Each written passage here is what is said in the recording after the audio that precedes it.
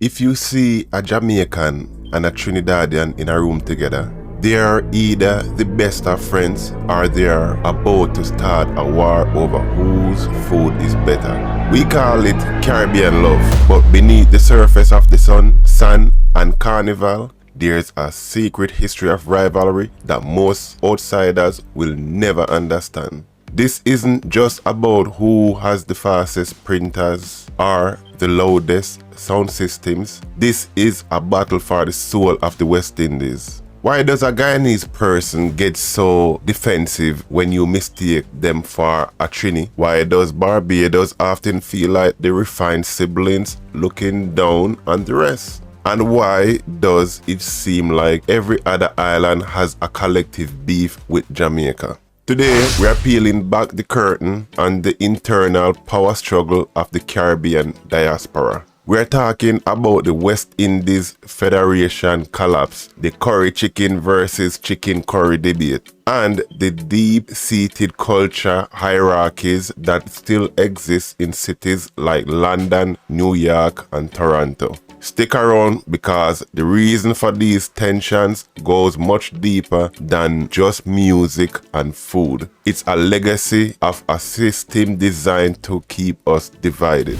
We are here in Trinidad,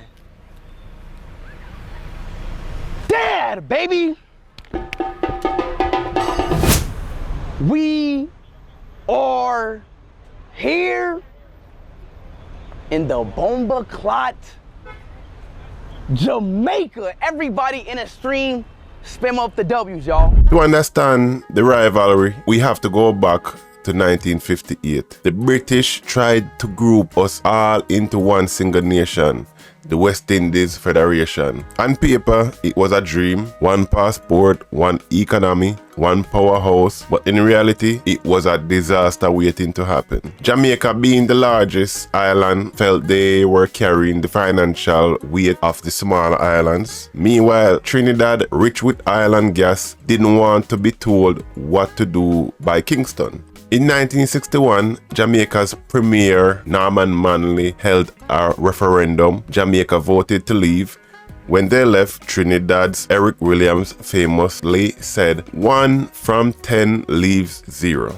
The Federation collapsed in 1962, and just like that, the one Caribbean dream was replaced by fierce national pride. We didn't just become independent from Britain, we became competitors with each other. Fast forward today, and that competition has moved from the halls of government to the streets of the diaspora. In the 70s and 80s, when our parents migrated to UK and the US, they weren't just Caribbean, they were Jamaicans, Bajans, Vinces, and the hierarchies started almost immediately. Because of reggae and Bob Marley, Jamaica became the global face of the Caribbean.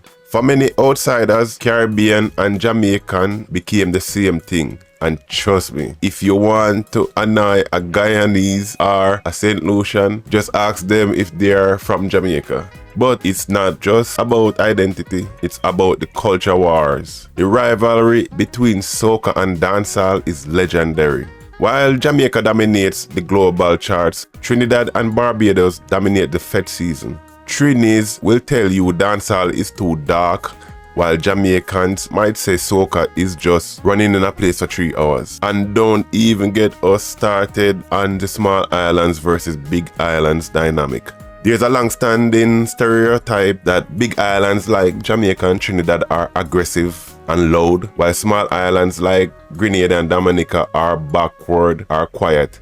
It's a subtle bias that shows up in everything from workplace jokes to who gets dating preference in the diaspora. But let me tell you, there's a darker side to all of this. Have you ever seen the curry war between Guyana, Trinidad and Jamaica? It sounds like a joke, but the debates over who makes the best roti or whether you say curry chicken or chicken curry can get incredibly toxic online. Go check out all most of the food reviews, comments, them you see it. Also, me have a video about KFC and somebody said Trini have the best KFC. No lie. Go look at the video. Why do we fight so hard over these things? Is it just pride, or is it something else dividing us to distance ourselves from our neighbors? Here is the truth that many of us don't want to admit. These rivalries aren't accidental. They are the leftovers of a divide and rule strategy. The colonial powers intentionally treated different islands differently to prevent a united Caribbean front.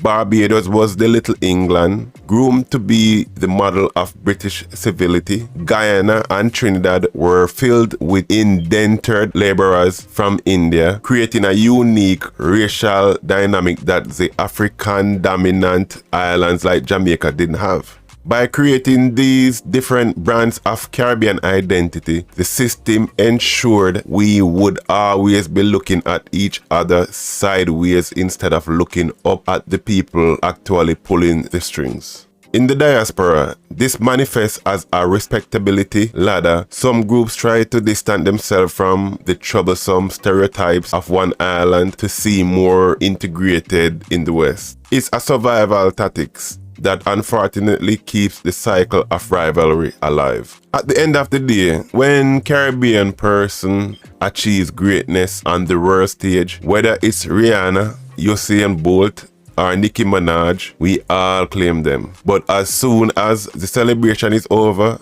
we go right back to arguing over whose carnival is better. Maybe the rivalry is what keeps us sharp. Maybe that sibling energy is what makes our culture so vibrant and competitive. But at what point does healthy competition become a barrier to regional unity? We want to hear from you. Which Caribbean rivalry do you think is the most intense? Is it the Jamaica versus Trinidad debate, or is it a small island beef that no one talks about? And most importantly, do you think we will ever truly see ourselves as one Caribbean, or are we destined to be rivals forever? Drop your thoughts in the comment and don't forget to like. And if you happen to subscribe, remember to hit the notification button. The channel is YAAD VIBEZ. This is Germs. Until next time, one love, keep the vibes flowing, and peace. You can't just come through like you own the car. And who said the street belong to Jamaica alone? We have rights same way. Easy now, both of you. We are neighbors, man. Respect